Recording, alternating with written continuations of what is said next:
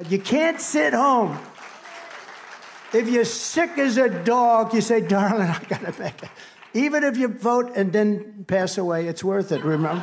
And we will make America great again.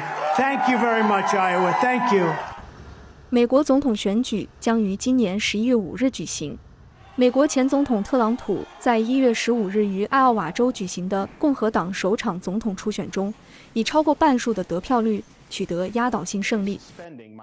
特朗普在共和党内的最强对手佛罗里达州州长德桑蒂斯退选并转而为他背书后，特朗普在1月23日于新罕布什尔州举行的共和党第二场总统初选中，打败唯一的对手南卡罗来纳州前州长黑利，使他几乎确定将赢得共和党的提名。美国总统大选将花落谁家，现在预言为时尚早。但特朗普重返白宫的可能性变大，国际政界、商界怎么看？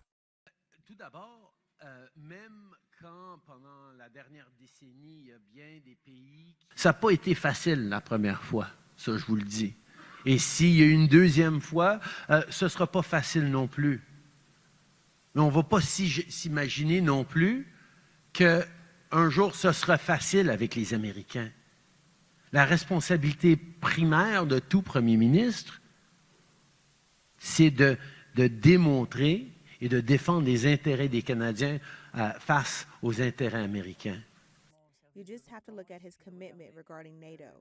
You just have to look at his attitude regarding... If we draw lessons from history, by which I mean to say the manner in which he carried out the first 4 years of his mandate, it is clearly a threat. You just have to look at the trade tariffs. You just have to look at his commitment regarding NATO. You just have to look at his attitude regarding the battle against climate change. So we need an anchor, and that anchor has to be price stability. Christine Lagarde said that re-election Donald Trump would pose a threat to Europe because of difference of standards and values. Do you agree? Yes, but I would say it may also be the wake-up call that Europe needs, and I think Christine would probably agree with that. That in a sense, it's perhaps the jolt that kind of wakes up Europe to say we have to find a way to become more sovereign in a sense and less dependent, whether it's on China or indeed on the United States. So I think it can be both. It is a threat. It is something that worries people to a great extent, but it can also be perhaps a wake-up call.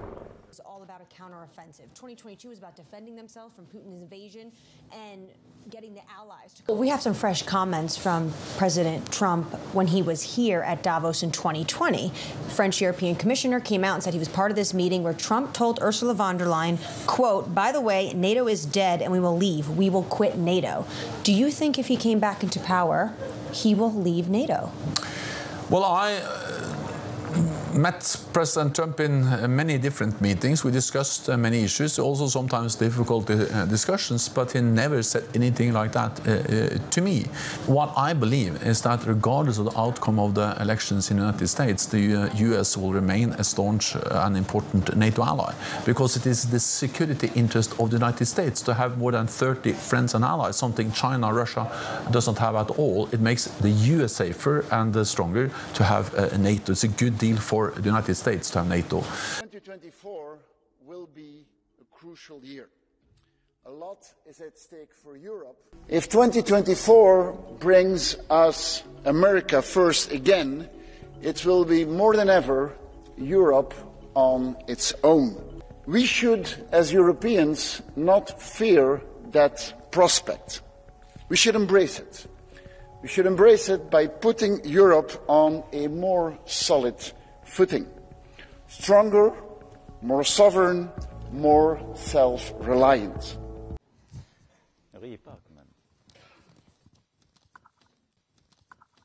J'ai toujours eu la même philosophie. Je prends les dirigeants que les peuples me donnent. Et j'engage au service de la France et de ses intérêts le dialogue avec quiconque.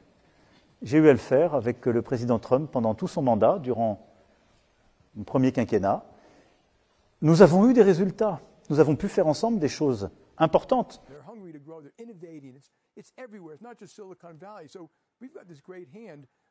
When people say MAGA, they're actually looking at people voting for Trump, and they think they're voting, and they're basically scapegoating them that you are like him. But I don't think they're voting for Trump because of his family values. And if you look, just take a step back, be honest. He was kind of right about NATO, kind of right about immigration. Mm-hmm. He grew the economy quite well. Tax reform worked. Yeah. He was right about some of China. And I don't like how he said things about Mexico. I don't like, but he wasn't wrong about some of these critical issues. And that's why they're voting for him. I think it's more complicated than that.